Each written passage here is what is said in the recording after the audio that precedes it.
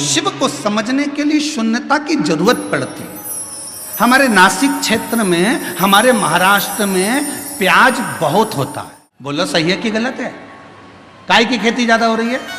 प्याज की। और हमने देखा जब हम लोग कथा करने के लिए जा रहे थे, शाहदा गए, नासिक गए और भी जगह, छत्रपति संभाजी नगर आए, जब आ रहे थे, जा रहे थे, तो हमने देखा वहाँ पर प्याज के बड़े बड़े, बहुत बड़े बड़े गोडाउन टाइप के बने, और उन प्याजों के लिए इतने सारे पंखे चल रहे थे। पंखे, तो हमने गाड़ी रोकी, हमने पूछा क्यों भैया ये पंखे क्यों लगाए? तो कहा ये प्याज के लिए पंखे लगाए। बोलो सही है कि गलत है? प्याज के लिए पंखे क्यों लगाए? तो कहा अगर सड़ जाएगा, गर्मी रहती है तो अंदर से सड़ जाता है, तो पंखे लगाना जरूरी है। फिर हमने देखा कि एक खटिया पर एक पिताजी बैठे थे और वो एक पुष्टे से हवा कर रहे थे। तो हमने पूछा भैया ये कौन है? तो क्या हमारे बाप है, हमारे पिता। तो हमने कहा प्याज के लिए तुमने 50 पंखे लगाए, बाप के लिए एक भी पंखा है? तो फिर उस गोडाउन वाले ने पूछा तुम कौन हो? हमने कहा सीहोर वाले। अच्छा मिश्रा जी? हमने कहा। उन्होंने कहा हमारा नाम लेके तुम कहीं बोलना मती। हमने कहा कसम से नहीं बोलेंगे, तुम्हारा नाम तो लेंगे ही नहीं, पक्का। वो तो आज कथा में बेजापुर में बात निकली तो बोल दिया, पर नाम नहीं बोलूंगा, और तुम बोलोगे तो बोल भी दूंगा, नाम नहीं। लगाए प्याज के लिए 50 पंखे, बाप के लिए पुष्टा। अरे ये चमक, ये दमक, फूलवन में महक, सब कुछ सरकार तुम्हारे पिता से तो है।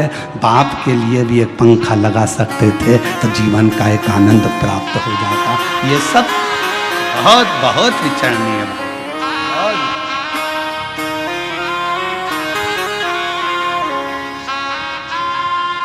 कभी मौका लगे तो हमारे सीहोर में आकर देखो, हमारे बाबा के धाम पर, कुबरेश्वर धाम पर, वृद्ध माताओं के लिए, बुजुर्गों के लिए, आम भक्तों के लिए जो वहाँ भोजन प्रसाद होता है, मेडिकल व्यवस्था होती है, चिकित्सा व्यवस्था होती है। बच्चों के लिए जिनके पास एजुकेशन का पैसा नहीं होता, उनके कॉलेज की फीस, स्कूल की फीस सब वहाँ से जमा होती है। बच्चों के पास, जिनके पास किताबें कॉपियाँ नहीं होती, समिति उनको किताब कॉपी स्कूल की दिला देती है। उनकी ड्रेस नहीं होती तो ड्रेस दिला दे। कभी देखो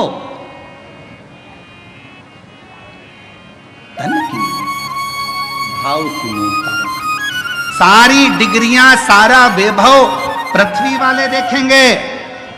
तुम्हारी डिग्रियां चाहे डॉक्टर की हो, कलेक्टर की हो, एसपी की हो, आईजी की, डीआईजी की, चाहे कमिश्नर की, तहसीलदार की, पटवारी की, सारी दुनिया की जितनी डिग्रियां होती हैं, इंजीनियर, सीए, सारी डिग्रियां केवल पृथ्वी पर चलेगी। वहां तो एक ही डिग्री चलेगी, तूने अपने माता पिता की सेवा कितनी करी, तूने भूखे को भोजन और प्यासे को पानी कितना पिलाया। वहां एक ही डिग्री देखी। वहां नहीं देखा जाएगा कि तेरे पास डिग्री कौन सी थी। नहीं साहब मैं इंजीनियर, नहीं साहब मैं मजिस्ट्रेट, नहीं साहब मैं इस फलाना कोर्ट का मजिस्ट्रेट हूँ, मैं इतनी बड़ी पदवी पर रहा हूँ। भगवान भी कह देगा नीचे बैठे रे, फालतू बात करना मत। नीचे चले डिग्री, ऊपर चले तेरे कर्म, कर्म के सिवाय ऊपर कुछ नहीं चलता। इसलिए फिर निवेदन, मत बुरे कर्म कर बंदे वरना पछताएगा, भगवान की आंखों से तू बच नहीं पाएगा, तू बच नहीं पाएगा। ऊपर जाते से ही कह दिया जाएगा तेरा क्या होगा रे कालिया। होगा क्या तेरा?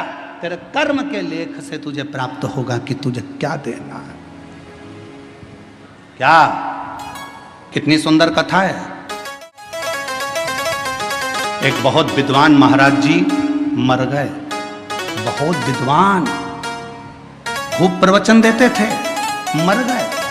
ऊपर गए, वैकुंठ का दरवाजा बंद था, सब लाइन लगा के खड़े थे।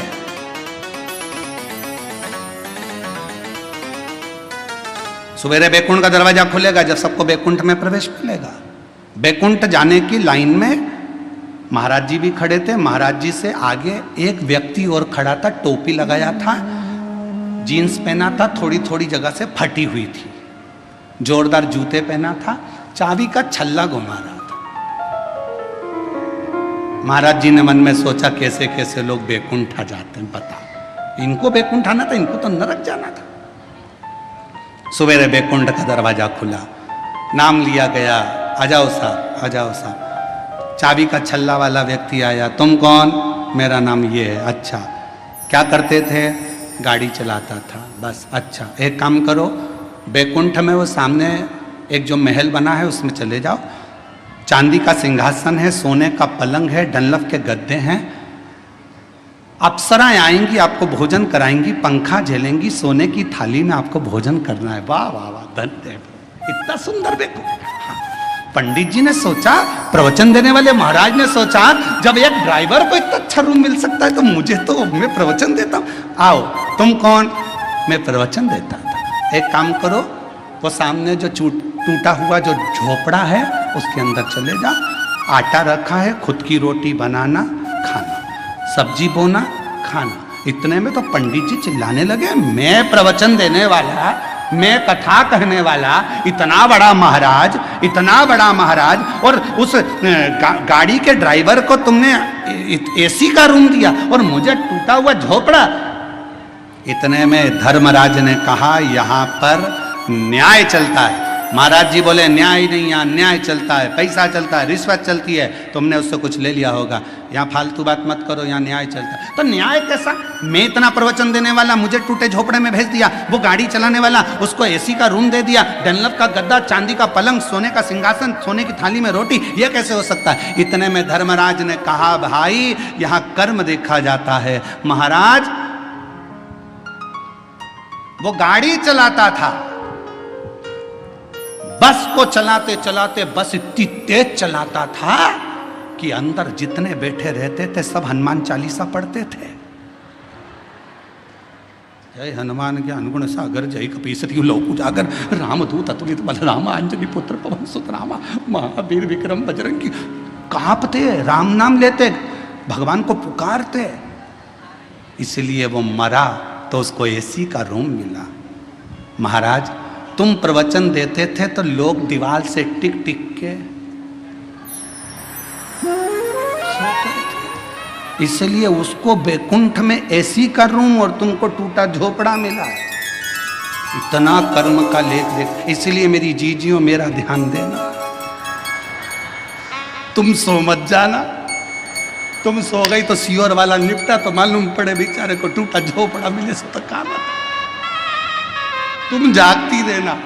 और बोलो तो बीच बीच में चिल्लाना चालू करता हूं, जागते रहो। अरे हम तो बाबा के भरोसे चलते, हम तो बाबा के भरोसे चलते।